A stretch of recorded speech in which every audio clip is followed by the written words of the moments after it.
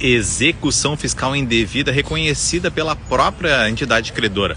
Tem direito de indenização esse suposto devedor? Pessoal, nem toda execução fiscal indevida gera dano moral ou mesmo ressarcimento de outro tipo de dano.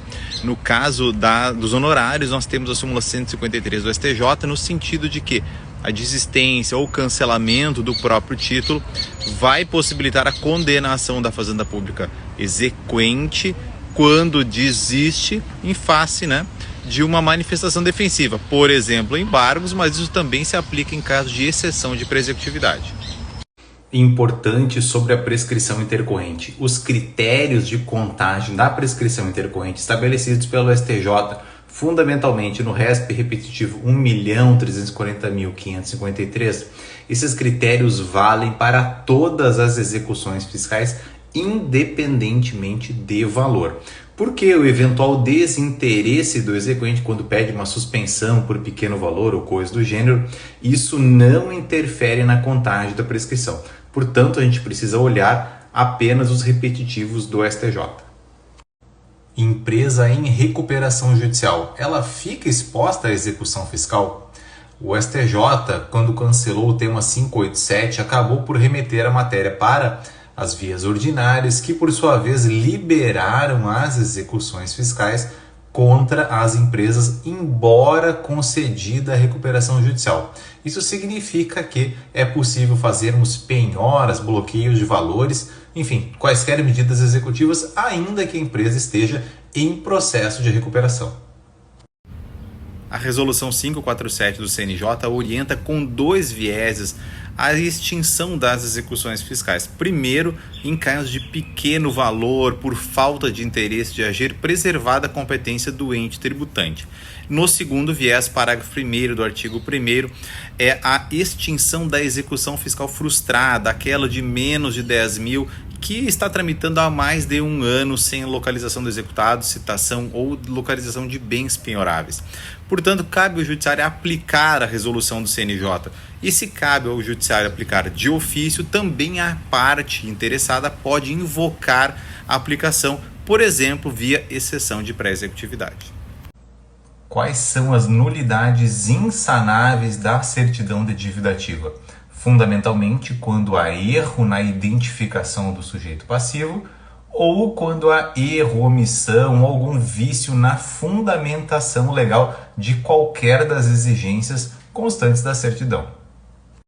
Impenhorabilidade dos 40 salários mínimos. Bom, o STJ decidiu que esses 40 salários mínimos podem estar em conta poupança, conta corrente ou outras pequenas aplicações financeiras.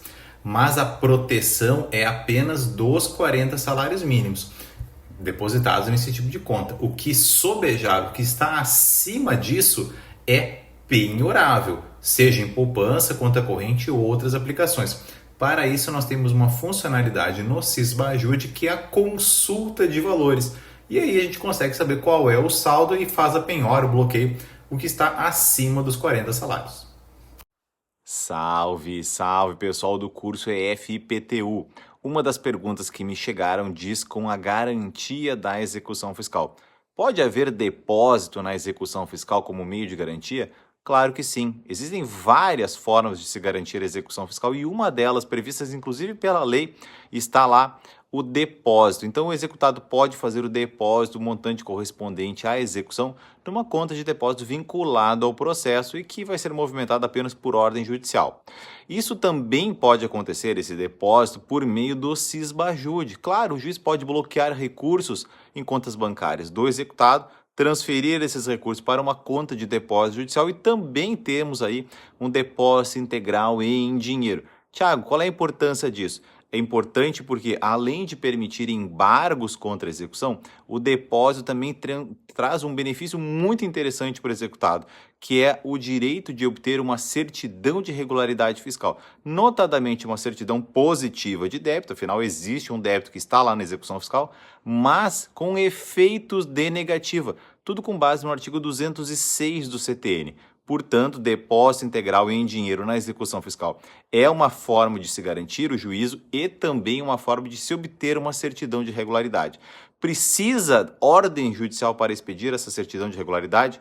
Via de regra, não. É um dever de ofício da Procuradoria ou da entidade fazendária em, sabendo da existência do depósito integral em dinheiro, comandar no sistema interno a possibilidade do contribuinte obter a certidão via sistema, então de forma assim automática, né?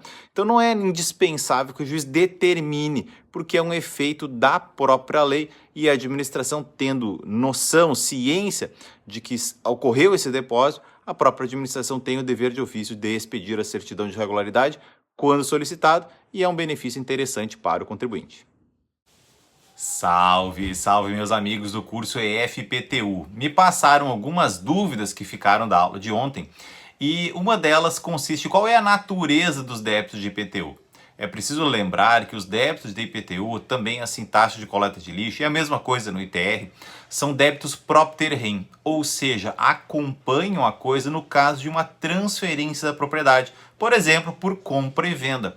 Por isso que se deve fazer uma pesquisa da situação patrimonial e tributária do alienante, sob pena do adquirente acabar respondendo pelos débitos da coisa, que acompanham as transferências imobiliárias. Existe uma exceção, todavia, no caso de alienação desse bem e transferência por arrematação em processo judicial. Nesta situação, o valor dos débitos anteriores se subrogam no preço, ou seja, eles serão pagos com o valor apurado no leilão. Mas essa é uma situação excepcional no caso de compra e venda. O comprador compra, entre aspas, também os débitos antigos.